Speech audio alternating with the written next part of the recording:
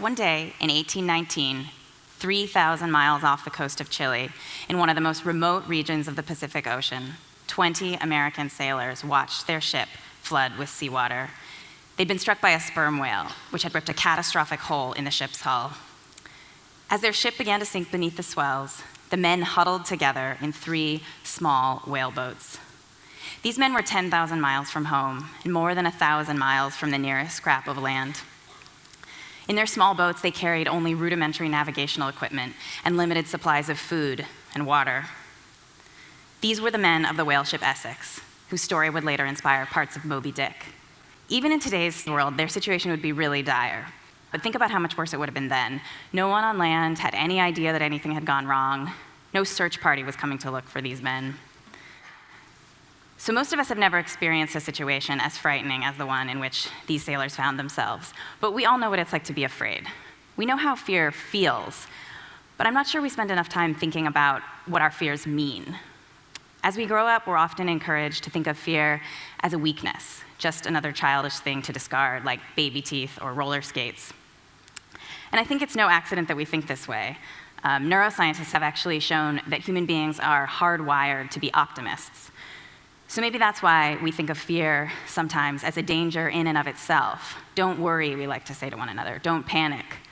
In English, fear is something we conquer. It's something we fight, something we overcome. But what if we looked at fear in a fresh way? What if we thought of fear as an amazing act of the imagination, something that can be as profound and insightful as storytelling itself? It's easiest to see this link between fear and the imagination in young children, whose fears are often extraordinarily vivid. When I was a child, I lived in California, which is, mostly a very nice place to live. But for me as a child, California could also be a little scary. I remember how frightening it was to see the chandelier that hung above our dining table swing back and forth during every minor earthquake. And I sometimes couldn't sleep at night, terrified that the big one might strike while we were sleeping. And what we say about kids who have fears like that is that they have a vivid imagination.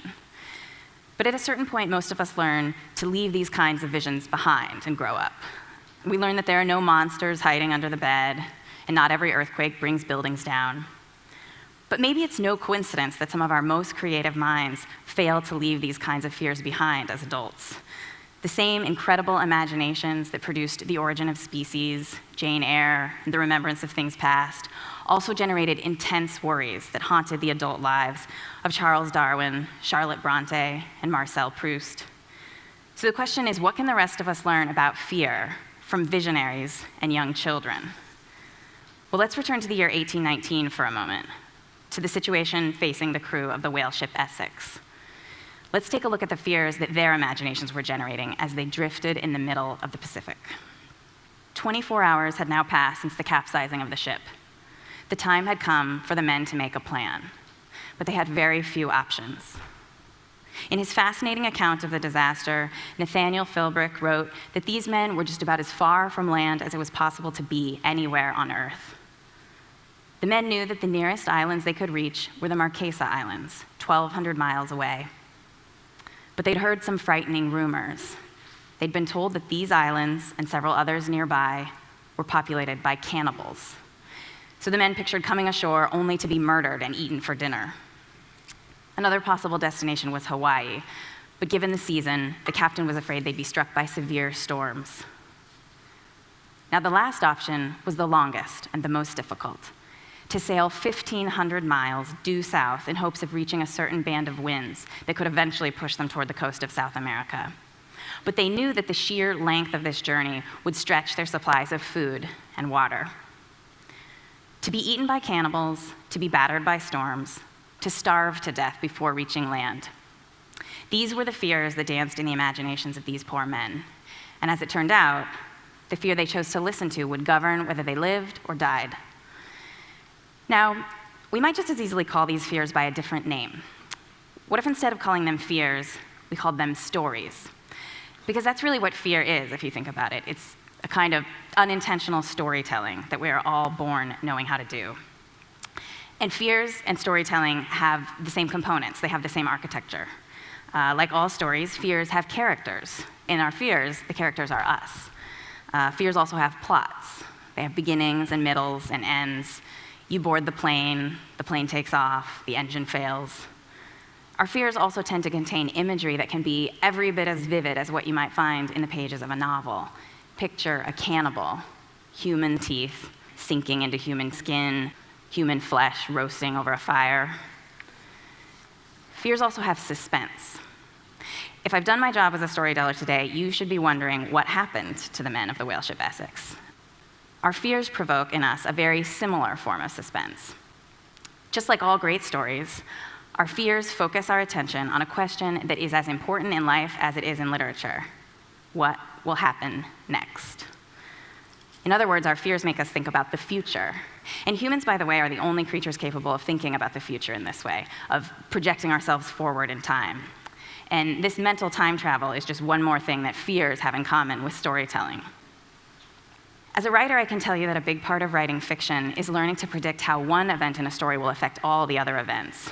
And fear works in that same way. In fear, just like in fiction, one thing always leads to another. When I was writing my first novel, The Age of Miracles, I spent months trying to figure out what would happen if the rotation of the Earth suddenly began to slow down.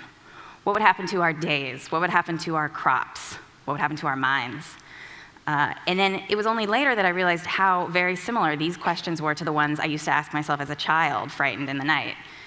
If an earthquake strikes tonight, I used to worry, what will happen to our house? What will happen to my family? And the answer to those questions always took the form of a story. So if we think of our fears as more than just fears, but as stories, we should think of ourselves as the authors of those stories. But just as importantly, we need to think of ourselves as the readers of our fears. And how we choose to read our fears can have a profound effect on our lives. Now, some of us naturally read our fears more closely than others. I read about a study recently of successful entrepreneurs, and the author found that these people shared a habit that he called productive paranoia, which meant that these people, instead of dismissing their fears, these people read them closely, they studied them, and then they translated that fear into preparation and action. So that way, if their worst fears came true, their businesses were ready. And sometimes, of course, our worst fears do come true. That's one of the things that is so extraordinary about fear. Once in a while, our fears can predict the future. But we can't possibly prepare for all of the fears that our imaginations concoct. So how can we tell the difference between the fears worth listening to and all the others? I think the end of the story of the whale ship Essex offers an illuminating, if tragic, example. After much deliberation, the men finally made a decision. Terrified of cannibals, they decided to forego the closest islands and instead embarked on the longer and much more difficult route to South America. After more than 2 months at sea, the men ran out of food, as they knew they might, and they were still quite far from land. When the last of the survivors were finally picked up by 2 passing ships, less than half of the men were left alive, and some of them had resorted to their own form of cannibalism.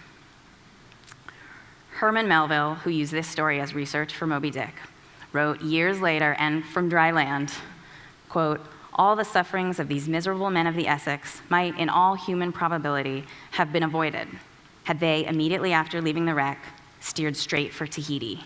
But, as Melville put it, they dreaded cannibals." So the question is, why did these men dread cannibals so much more than the extreme likelihood of starvation? Why were they swayed by one story so much more than the other? Looked at from this angle, theirs becomes a story about reading. The novelist Vladimir Nabokov said that the best reader has a combination of 2 very different temperaments, the artistic and the scientific. A good reader has an artist's passion, a willingness to get caught up in the story. But just as importantly, the reader also needs the coolness of judgment of a scientist, which acts to temper and complicate the reader's intuitive reactions to the story. As we've seen, the men of the Essex had no trouble with the artistic part. They dreamed up a variety of horrifying scenarios. The problem was that they listened to the wrong story. Of all the narratives their fears wrote, they responded only to the most lurid, the most vivid, the one that was easiest for their imaginations to picture: cannibals. But perhaps if they'd been able to read their fears more like a scientist, with more coolness of judgment, They would have listened instead to the less violent but the more likely tale, the story of starvation, and headed for Tahiti, just as Melville's sad commentary suggests. And maybe if we all tried to read our fears, we too would be less often swayed by the most salacious among them.